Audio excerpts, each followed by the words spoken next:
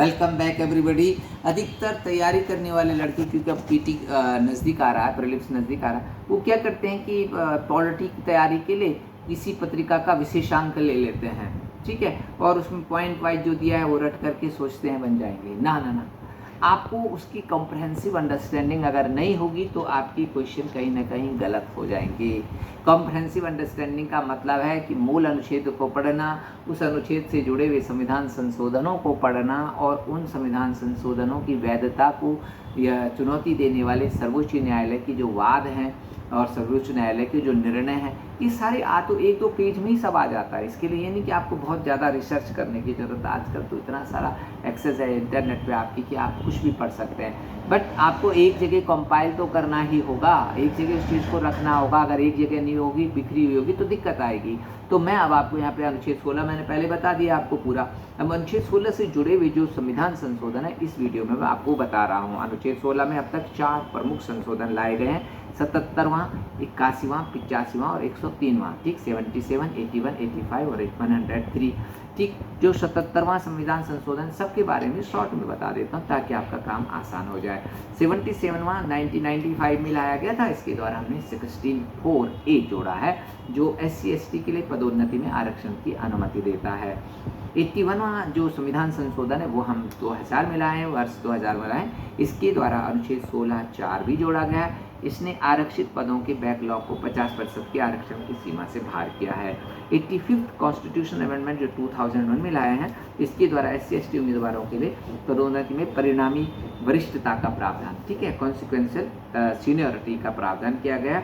और 103rd में, ठीक है, वो तो बार बार हमने बता ही दिया है, ये इकोनॉमिकली वीकर सेक्शन के लिए आरक्षण का प्रावधान करता है, ठीक। अच्छा, मैं ये भी बताता चलूँ कि हमने इन निर्णयों से जुड़े हुए जो बहुत सारे वाद हैं, जो अनुच्छेद 16 से जुड़े हुए जो महत्वपूर्ण संवैधानिक वाद हैं, जो कि हम जो सारी ये जब आ रहे थे संविधान संशोधन, तो बहुत सारे लोग भी सर्वोच्च न्यायालय में चले गए थे।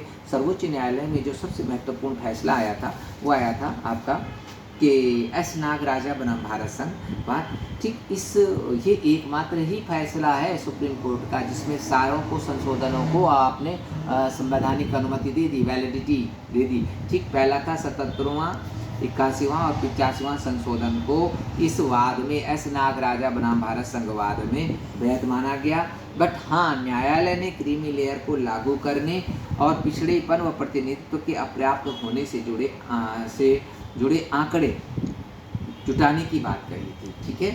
और इसी से जुड़ा हुआ जो एक और केस आया था सर्वोच्च न्यायालय में, जो 2020 में आया था, वो पंजाब राज्य बनाम रविंदर सिंह था। इसमें न्यायालय ने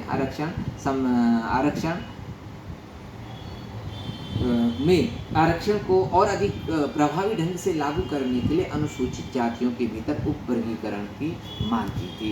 और मैं आपको बता दूं कि मार्च 26 में भी इसी प्रकार से सर्वोच्च न्यायालय ने कहा कि if you want to implement the reservation policy in effective manner we need to sub classification of the SC categories, ठीक है, कि अनुसूचित जाति और जनजाति के लोगों का भी वर्गीकरण होना चाहिए। आप बिहार सरकार में नीतीश गवर्नमेंट ने एक कंसेप्ट लाए थे ये कि मोस्ट बैकवर्ड क्लास MBC, ठीक है।